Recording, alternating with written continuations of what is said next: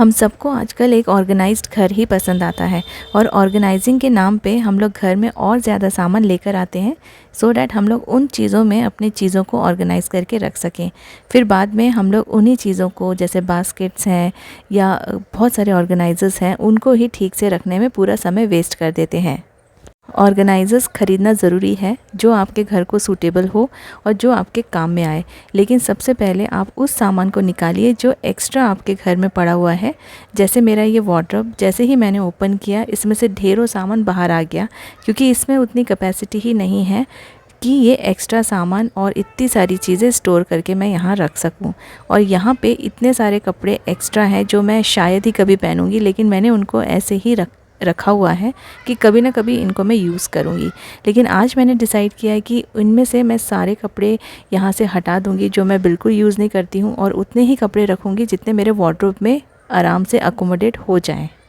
और अपने वार्डरोब में मैं आज बहुत सारे ऑर्गेनाइज़र्स यूज़ नहीं करने वाली हूँ। बिना ऑर्गेनाइज़र्स यूज़ किए ही ट्राई करूँगी कि अपने कपड़ों को ठीक से अरेंज करके रख सकूँ। यहाँ पे मैंने सिर्फ 2 छोटे प्लास्टिक के कंटेनर्स यूज़ किए हैं, ट्रांसपेरेंट, और उसके बाजू में जितना भी स्पेस है उसमें ही अपने सारी चीज़ें अरेंज करके रख रही हूँ।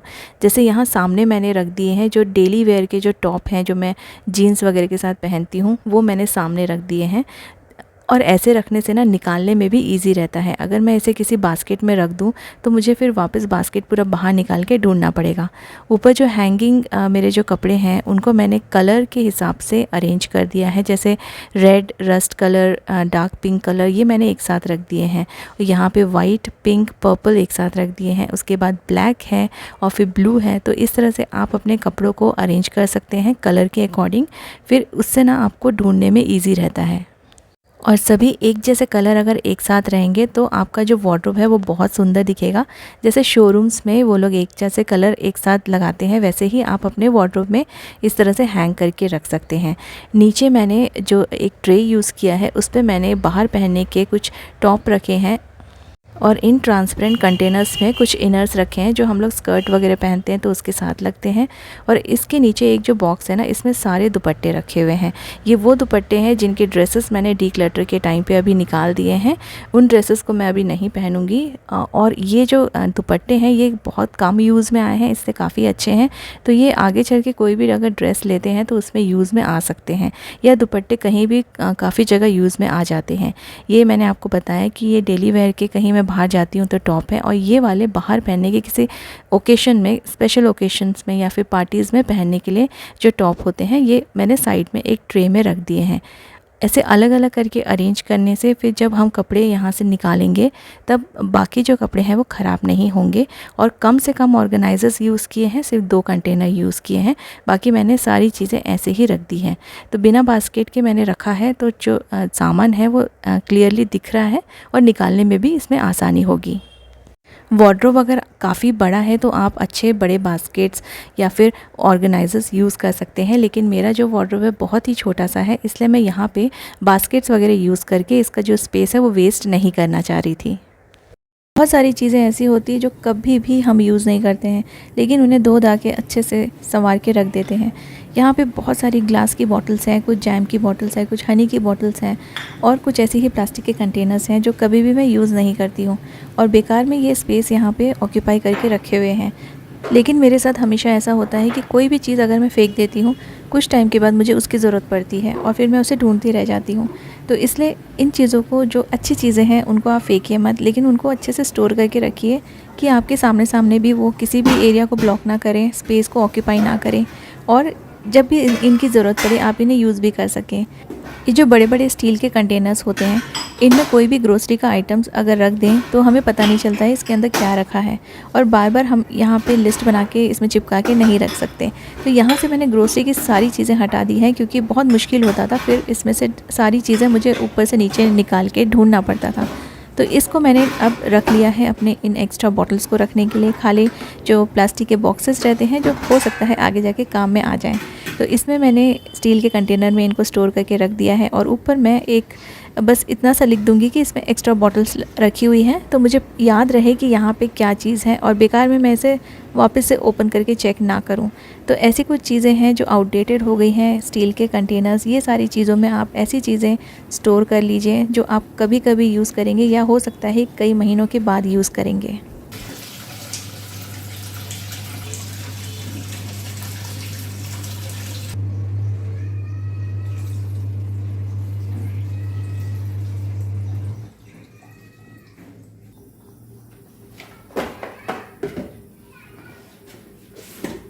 छोटे छोटे पैकेट्स अगर आप लाते हैं तो इनको भी आप किसी कंटेनर में एक साथ डाल के रख दीजिए और ट्रांसपेरेंट कंटेनर यूज़ कीजिए जिससे कि आपको सामने से ये दिख जाए कि आपने इसमें क्या स्टोर करके रखा हुआ है।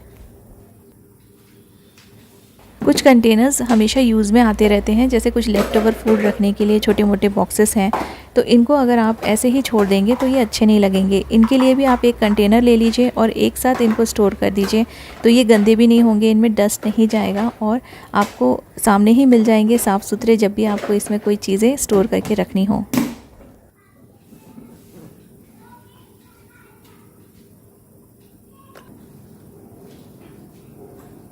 सिमिलरली किचन के एक्स्ट्रा टॉवल्स को रखने के लिए, जो साफ़ सुथरे टॉवल्स हैं उनको रखने के लिए आप ऐसे बॉक्सेस यूज़ कर लीजिए जिससे कि आपके जो टॉवल्स हैं गंदे नहीं होंगे।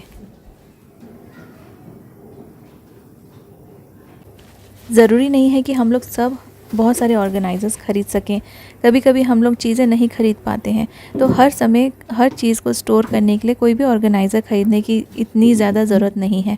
घर पे रखे हुए कुछ पुरानी चीज़ों को आप यूज़ कर सकते हैं। यहाँ पे बहुत सारे एक्स्ट्रा शूज़ रखे हुए थे जो कि काफ़ी अनटाइडी लुक देते हैं घर को। शूज़ यहाँ वहाँ पड़े रहेंगे तो अच्छे नहीं दिखते हैं। यहाँ पे एक पैकिंग में थर्माकोल का एक पीस आया था, तो इस बॉक्स को मैंने रख लिया है और इसके ऊपर एक बास्केट रख दूँगी और ये जितने भी शूज़ यहाँ फ्लोर पे पड़े हुए हैं ये सारे मैं बास्केट के ऊपर अरेंज करके रख दूँगी। यहाँ पे अंदर इस थर्माकोल के अंदर भी थोड़ा सा स्पेस है, तो एक पेयर मैं यहाँ पे डाल दूँगी और बाकी सारी चीज़ें ना बास्केट में रख दूँगी। जितना आपके फ्लोर पे चीज़ें फैली रहेंगी उतना ज़्यादा आपका घर क्लटर्ड दिखेगा। हो सके तो शू रैक यूज़ कीजिए, अदरवाइज़ अगर आप नहीं ले सकते हैं तो आप ऐसे सस्ते बास्केट ले सकते हैं। बड़े वाले बास्केट आपको डीमार्ट में काफ़ी सस्ते में मिल जाएंगे। हमेशा बहुत सारा खर्चा करने की ज़रूरत नहीं है अपने घर को ऑर्गेनाइज़ करने के लिए।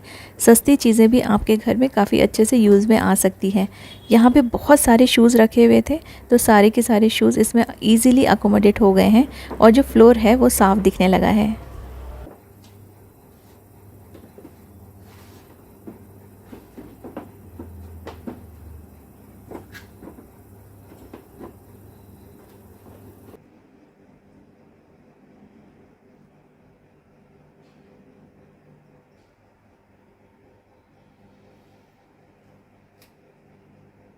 पूरे किचन के सामान को ऑर्गेनाइज़ करके रखना ये आसान बात नहीं है। तो एक गलती हम लोग हमेशा करते हैं, जब भी हम अपने किचन के सामान को अरेंज करते हैं पूरा का पूरा सामान एक साथ बाहर निकाल के रख देते हैं और फिर इतना सारा सामान देखकर हमें समझ में नहीं आता है कि कहाँ पे कौन सी चीज़ अरेंज करके रखें। तो सबसे पहले तो आप कोई भी सामान बाहर मत निकालिए, आप एक बार सेट कर लीजिए अपने माइंड में, एक बार क्लियर कर लीजिए कि कौन से ड्रॉअर में कौन सी चीज़ जाएगी। गैस के पास क्या सामान रखेंगे या गैस से दूर आप क्या सामान रखेंगे, जो दूसरे कैबिनेट्स है उसमें क्या रखेंगे। तो ये स्टिकी नोट्स बहुत हेल्पफुल होते हैं। इनमें आप लिख दीजिए कि आपको कौन से ड्रॉअर में क्या रखना है और उसे वहाँ पे चिपका दीजिए। फिर आप आराम से चीज़ें यहाँ से वहाँ करके अपने किचन को अरेंज कर सकते हैं। बहुत ही आसान होता है अगर इस तरह से हम अपने सामान को अरेंज करें। अदरवाइज़ पूरा सामान एक साथ एक बार बाहर आ गया तो आपको काफ़ी ज़्यादा टाइम लग सकता है इसे वापस से अरेंज करके रखने में और फिर बहुत ज़्यादा कन्फ्यूजन भी क्रिएट हो जाता है। सबका किचन अलग अलग तरह का होता है, सबके किचन के साइज़ अलग होते हैं, सबकी बनावट अलग होते हैं, शेप्स अलग होते हैं। तो ये ज़रूरी नहीं है कि अगर मेरे किचन में कोई चीज़ बहुत अच्छी लग रही हो तो वो आपके किचन में भी सूटेबल होगी। आपको अपने किचन के अकॉर्डिंग उसे सेट करना है और अपने किचन के अकॉर्डिंग जो भी स्पेस अवेलेबल है उसके हिसाब से आप अपने किचन के लिए सामान खरीदिए। ट्रेंडिंग चीज़ें बहुत ज़्यादा अच्छी दिखती हैं लेकिन कई बार हमारे घर के लिए यूज़फुल नहीं होती है, तो अपने पैसे वेस्ट करने से अच्छा है कि सबसे पहले आप मेजरमेंट लीजिए और अपने किचन में पूरा एक डायग्राम बना लीजिए। सोच लीजिए कि कहाँ पे क्या चीज़ें अच्छे से आएंगी और फिर उसके बाद आप उसके लिए शॉपिंग कर सकते हैं। सिर्फ किसी ने बता दिया कि ये बहुत अच्छा सामान है या किसी के घर पे आपने देख लिया कि बहुत सुंदर लग रहा है, सिर्फ इतने सी बात से आप वो चीज़ ख़रीद के मत ले आइए। इससे आपका जो किचन है वो ठीक से ऑर्गेनाइज़ होगा और आपके हिसाब से ऑर्गेनाइज़ होगा।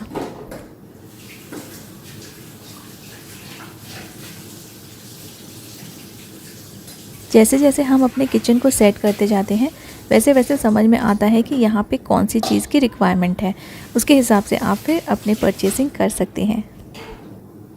उम्मीद करती हूँ कि ये सभी पॉइंट्स आपके काम में आएंगे अपने किचन को ऑर्गेनाइज़ करने में और उसे अरेंज करके रखने में। Thank you so much for watching.